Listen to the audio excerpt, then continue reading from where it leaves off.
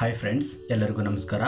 ಈ ವಿಡಿಯೋ ಸರಣಿಯಲ್ಲಿ mental ability ಅಥವಾ ಬೌದ್ಧಿಕ ಸಾಮರ್ಥ್ಯ ವಿಷಯಕ್ಕೆ ಸಂಬಂಧಪಟ್ಟ ಹಾಗೆ ಮೂಲಾಕ್ಷರಗಳ ಪರೀಕ್ಷೆ ಅಥವಾ ಆಲ್ಫಾಬೆಟ್ ಟೆಸ್ಟ್ನ ಬಗ್ಗೆ ತಿಳಿದುಕೊಳ್ಳೋಣ. ಈ ದಿನದ ವಿಷಯ ಮೂಲಾಕ್ಷರಗಳ ಒಗಟುಗಳು. ಇದನ್ನು ಇಂಗ್ಲಿಷ್ನಲ್ಲಿ ನಾವು ಆಲ್ಫಾಬೆಟಿಕಲ್ ಕ್ವಿಬ್ಲಿಂಗ್ ಎಂದು ಹೇಳುತ್ತೇವೆ.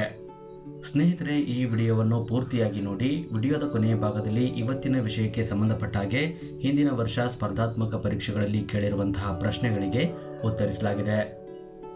ಸ್ನೇಹಿತರೆ, ನೀವೇನಾದರೂ ಮೊದಲ ಬಾರಿಗೆ ನಮ್ಮ ವಿಡಿಯೋ ನೋಡ್ತಿದ್ರೆ ನಮ್ಮ SDM ಕಾಂಪಿಟೇಟಿವ್ ಕ್ಲಾಸಸ್ ಯೂಟ್ಯೂಬ್ ಚಾನಲನ್ನು ಈ ಕೂಡಲೇ ಸಬ್ಸ್ಕ್ರೈಬ್ ಮಾಡಿ ಮತ್ತು ಪಕ್ಕದಲ್ಲಿರುವ ಬೆಲ್ ಐಕಾನನ್ನು ಕ್ಲಿಕ್ ಮಾಡಿ. ಇದರಿಂದ ನಾವು ಅಪ್ಲೋಡ್ ಮಾಡುವ ಪ್ರತಿ ವಿಡಿಯೋಗಳ ನೋಟಿಫಿಕೇಶನ್ ಮೊದಲು ನಿಮ್ಮ ಮೊಬೈಲ್ಗೆ ಬರುತ್ತದೆ. ಹಾಗಾದರೆ ಬನ್ನಿ ಸ್ನೇಹಿತರೆ, ಈ ವಿಡಿಯೋವನ್ನು ಸ್ಟಾರ್ಟ್ ಮಾಡೋಣ. ಮೊದಲಿಗೆ ಮೂಲಾಕ್ಷರಗಳ ಒಗಟುಗಳು. ಇದನ್ನು ಇಂಗ್ಲಿಷ್ನಲ್ಲಿ ನಾವು ಆಲ್ಫಾಬೆಟಿಕಲ್ ಕ್ವಿಬ್ಲಿಂಗ್ ಎಂದು ಹೇಳುತ್ತೇವೆ. ಇಲ್ಲಿ ಮೂಲಾಕ್ಷರಗಳ ಒಗಟುಗಳನ್ನು ತಿಳಿಯಬೇಕಾದರೆ ಯಾವುದೇ ನಿರ್ದಿಷ್ಟವಾದಂತಹ ವ್ಯಾಖ್ಯ ಇರುವುದಿಲ್ಲ. ಇವುಗಳನ್ನು ತಿಳಿಯಬೇಕಾದರೆ ಕೆಳಗಿನ ಉದಾಹರಣೆಗಳನ್ನು ನಾವು ಗಮನಿಸಬೇಕಾಗುತ್ತದೆ. ಹಾಗಾದರೆ ಆ ಉದಾಹರಣೆ ಯಾವುದು ಅಂತ ನೋಡೋಣ. ಡಾಗ್ ಎಂಬ ಪದದಲ್ಲಿ ಓ ಮತ್ತು ಜಿಗಳು ಡಿ ಅಕ್ಷರವನ್ನು ಹಿಂಬಾಲಿಸುತ್ತಿವೆ. ಓ ಮತ್ತು ಜಿಗಳು ಡಿ ಅಕ್ಷರವನ್ನು ಹಿಂಬಾಲಿಸುತ್ತಿವೆ. ಅಂದರೆ ಡಿನ ಮುಂದೆ ಬರುವಂತಹ ಅಕ್ಷರಗಳನ್ನು ನಾವು ಹಿಂಬಾಲಿಸುತ್ತವೆ ಎಂದು ಹೇಳುತ್ತೇವೆ. ಅದೇ ರೀತಿ ಹಿಂಬಾಲಿಸುವುದರಲ್ಲಿ ನಾವು ಮತ್ತೆ ಎರಡು ವಿಧಗಳನ್ನಾಗಿ ಮಾಡ್ತೀವಿ. ಅವು ಯಾವುವು ಅಂದರೆ ತಕ್ಷಣದಲ್ಲಿ ಹಿಂಬಾಲಿಸುವುದು ಮತ್ತು ಕೇವಲ ಹಿಂಬಾಲಿಸುವುದು ಎಂದು ಎರಡು ವಿಧಗಳಲ್ಲಿ ನಾವು ಇದನ್ನು ವಿಂಗಡಿಸ್ತೀವಿ. ಹಾಗಾದರೆ ಬನ್ನಿ ಸ್ನೇಹಿತರೆ, ತಕ್ಷಣದಲ್ಲಿ ಹಿಂಬಾಲಿಸುವುದು ಅಂದ್ರೇನು ಅಂತ ತಿಳ್ಕೊಳ್ಳೋಣ. ತಕ್ಷಣದಲ್ಲಿ ಹಿಂಬಾಲಿಸುವುದು ಹೀಗಂದ್ರೆ ಅಕ್ಕಪಕ್ಕದಲ್ಲಿರುವ ಅಥವಾ ನೆರೆಹೊರೆಯ, ಇನ್ನೂ ಒಂದು ರೀತಿಯಿಂದ ಹೇಳೋದಾದರೆ ಅಂಟಿಕೊಂಡಂತಹ ಅಕ್ಷರಗಳು ಅಥವಾ ಸಂಖ್ಯೆಗಳನ್ನು ನಾವು ತಕ್ಷಣದಲ್ಲಿ ಹಿಂಬಾಲಿಸುವಂಥವುಗಳು ಎಂದು ಹೇಳುತ್ತೇವೆ. ಉದಾಹರಣೆಗೆ, ಡಾಗ್ ಎಂಬ ಪದದಲ್ಲಿ ಓ ಅಕ್ಷರವು ಡಿ ಅಕ್ಷರವನ್ನು ತಕ್ಷಣದಲ್ಲಿ ಹಿಂಬಾಲಿಸುತ್ತಿದೆ. ಅಂದರೆ ಈ ಓ ಅಕ್ಷರ ಡಿ ಅಕ್ಷರವನ್ನು ತಕ್ಷಣದಲ್ಲಿ ಹಿಂಬಾಲಿಸುತ್ತಿದೆ, ಅಂದರೆ ಇದಕ್ಕೆ ಅಂಟಿಕೊಂಡಿದೆ ಎಂದು ಅರ್ಥ. ಅದೇ ರೀತಿ ಇದೇ ಡಾಗ್ ಎಂಬ ಪದದಲ್ಲಿ ಜಿ ಅಕ್ಷರವು ಓ ಅಕ್ಷರವನ್ನು ತಕ್ಷಣದಲ್ಲಿ ಹಿಂಬಾಲಿಸುತ್ತಿದೆ. ಜಿ ಅಕ್ಷರವು ಓ ಅಕ್ಷರವನ್ನು ತಕ್ಷಣದಲ್ಲಿ ಹಿಂಬಾಲಿಸುತ್ತಿದೆ, ಅಂದರೆ ಓ ಜಿಗೆ ಅಂಟಿಕೊಂಡಿದೆ ಎಂದು ಅರ್ಥ. ನಂತರ ಎರಡನೇದು ಹಿಂಬಾಲಿಸುವುದು. ಹಿಂಬಾಲಿಸುವುದು ಅಂದರೆ ಒಂದು ಅಕ್ಷರದ ನಂತರ ಬಲಕ್ಕೆ ಯಾವುದೇ ಸ್ಥಾನದಲ್ಲಿ ಇನ್ನೊಂದು ಅಕ್ಷರ ಬರುವುದನ್ನು ನಾವು ಹಿಂಬಾಲಿಸುವುದು ಎಂದು ಕರೆಯುತ್ತೇವೆ. ಉದಾಹರಣೆಗೆ, ಈ ಡಾಗ್ ಎನ್ನುವ ಪದದಲ್ಲಿ ಜಿ ಅಕ್ಷರವು ಡಿ ಅಕ್ಷರವನ್ನು ಹಿಂಬಾಲಿಸುತ್ತಿದೆ. ಅಂದರೆ ಈ ಜಿ ಅಕ್ಷರವು ಡಿ ಅಕ್ಷರವನ್ನು ಹಿಂಬಾಲಿಸುತ್ತದೆ. ಒಂದು ವೇಳೆ ತಕ್ಷಣದಲ್ಲಿ ಹಿಂಬಾಲಿಸುತ್ತಿದೆ ಎಂದಿದ್ರೆ ಈ ಡಿನ ಜಾಗದಲ್ಲಿ ಓ ಅಕ್ಷರವು ಇರುತ್ತಿತ್ತು. ನಂತರ solution of previous year questions related to this topic. ಅಂದರೆ ಹಿಂದಿನ ವರ್ಷ ಸ್ಪರ್ಧಾತ್ಮಕ ಪರೀಕ್ಷೆಗಳಲ್ಲಿ ಕೇಳಿರುವಂತಹ ಪ್ರಶ್ನೆಗಳಿಗೆ ಉತ್ತರವನ್ನು ತಿಳಿದುಕೊಳ್ಳೋಣ. ಮೊದಲ ಪ್ರಶ್ನೆ, ಈ ಶ್ರೇಣಿಯಲ್ಲಿ ತಮಗಿಂತ ಮೊದಲು ತಕ್ಷಣದಲ್ಲಿ 7 ಹೊಂದಿರುವ ಹಾಗೂ ತಮ್ಮ ನಂತರ ತಕ್ಷಣದಲ್ಲಿ 9 ಹೊಂದಿರದ 3ಗಳು ಎಷ್ಟಿವೆ ಎಂದು ಪ್ರಶ್ನೆ ಇದೆ. ಹಾಗಾದರೆ ಕೊಟ್ಟಿರುವ ಶ್ರೇಣಿಯನ್ನು ಗಮನಿಸಿ. ಇಲ್ಲಿ ಈ ರೀತಿಯಾಗಿ ಒಂದು ಶ್ರೇಣಿಯನ್ನು ಕೊಡಲಾಗಿದೆ. ಹಾಗಾದರೆ ಈ ಪ್ರಶ್ನೆಗೆ ಸರಿಯಾದ ಉತ್ತರವನ್ನು ನಾವು ಹುಡುಕಬೇಕು. ಆಯ್ಕೆಗಳನ್ನು ಕೊಡಲಾಗಿದೆ, ಗಮನಿಸಿ. Option A 5, option B 4, option C 3, option D 2. ಈ ಪ್ರಶ್ನೆಯನ್ನು B.Ed ಎಂಟ್ರನ್ಸ್ ಎಕ್ಸಾಮ್ 2006ರಲ್ಲಿ ಕೇಳಲಾಗಿದೆ. ಹಾಗಾದರೆ ಬನ್ನಿ ಸ್ನೇಹಿತರೆ, ಈ ಪ್ರಶ್ನೆಗೆ ಉತ್ತರವನ್ನು ನೋಡೋಣ. ಮೊದಲಿಗೆ ಪ್ರಶ್ನೆಯನ್ನು ನಾವು ಸರಿಯಾಗಿ ಅರ್ಥ ಮಾಡ್ಕೊಳ್ಬೇಕು. ಇಲ್ಲಿ ಪ್ರಶ್ನೆಯಲ್ಲಿ ಕೇಳಿರುವ ಹಾಗೆ ತಕ್ಷಣದಲ್ಲಿ 7 ಹೊಂದಿರುವ 3ಗಳು, ಅಂದರೆ 7 ಹೊಂದಿರುವ 3ಗಳು. ಅದೇ ರೀತಿ ತಮ್ಮ ನಂತರದ ತಕ್ಷಣದಲ್ಲಿ 9 ಹೊಂದಿರದ 3ಗಳು, ಅಂದರೆ 9 ಹೊಂದಿರಬಾರದು.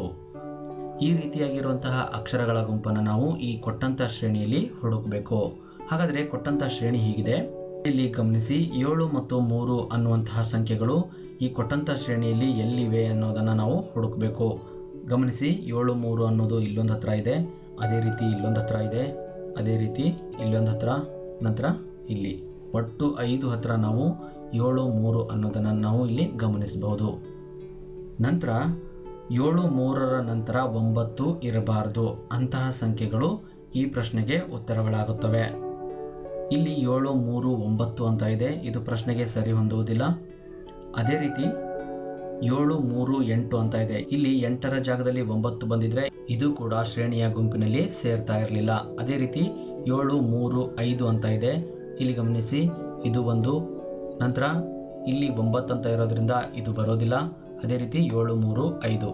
ಹಾಗಾದರೆ ಮೊದಲು ತಕ್ಷಣದಲ್ಲಿ 7 ಹೊಂದಿರುವ ಮತ್ತು ನಂತರ ತಕ್ಷಣದಲ್ಲಿ 9 ಹೊಂದಿರುವಂತಹ 3ಗಳು ಎಷ್ಟಿವೆ ಅಂದರೆ 3 ಇವೆ. ಹಾಗಾದರೆ ಈ ಪ್ರಶ್ನೆಗೆ ಸರಿಯಾದ ಉತ್ತರ ಆಯ್ಕೆ ಸಿ 3 ಎನ್ನುವುದು ಸರಿಯಾದ ಉತ್ತರ.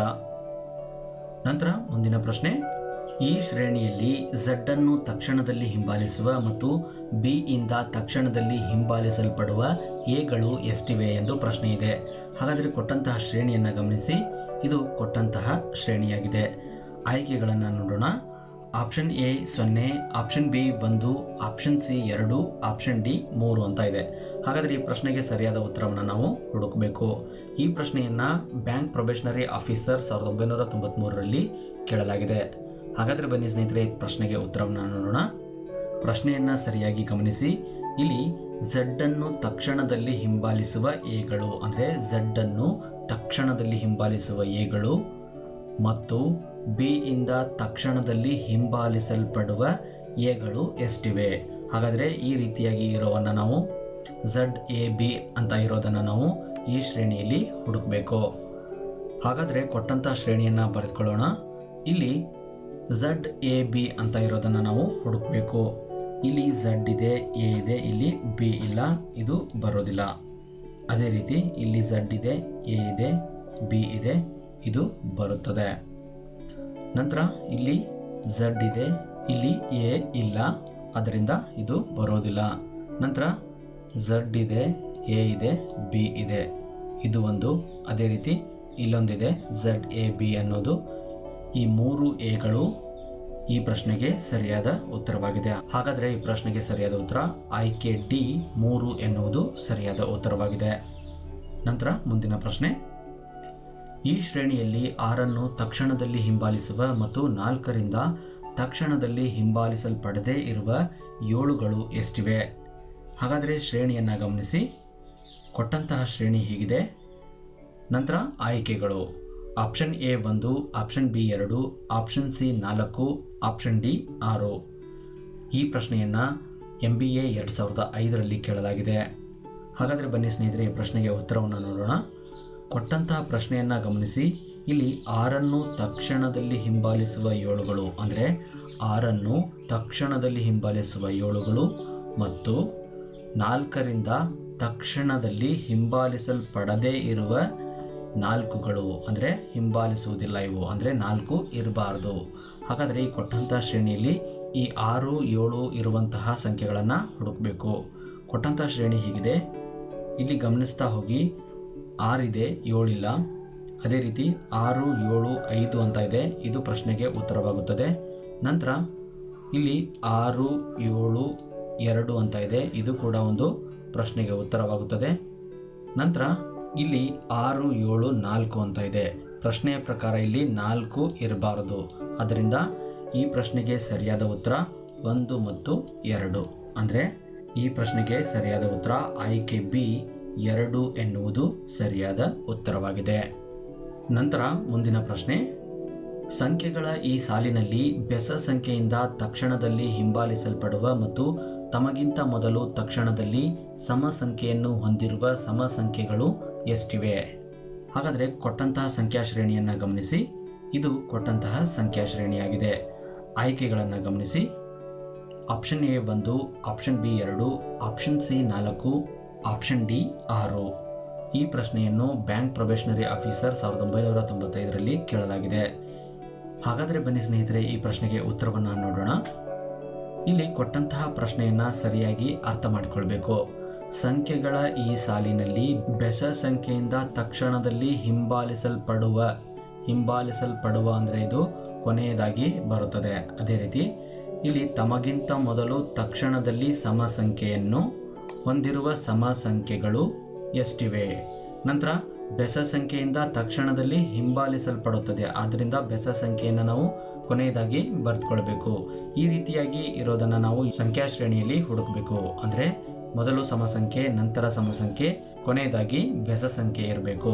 ಅಂತಹ ಸಂಖ್ಯೆಗಳ ಗುಂಪನ್ನು ನಾವು ಈ ಶ್ರೇಣಿಯಲ್ಲಿ ಹುಡುಕಬೇಕು. ಹಾಗಾದರೆ ಬನ್ನಿ ಸ್ನೇಹಿತರೆ, ಕೊಟ್ಟಂತಹ ಶ್ರೇಣಿಯನ್ನು ಬರೆದುಕೊಳ್ಳೋಣ. ಇಲ್ಲಿ ಗಮನಿಸಿ, 8 ಅನ್ನುವುದು ಸಮಸಂಖ್ಯೆ, 6 ಎನ್ನುವುದು ಸಮಸಂಖ್ಯೆ, 7 ಎನ್ನುವುದು ಬೆಸ ಸಂಖ್ಯೆಯಾಗಿದೆ. ಹಾಗಾದರೆ ಇದು ಒಂದು ಗುಂಪಾಯಿತು.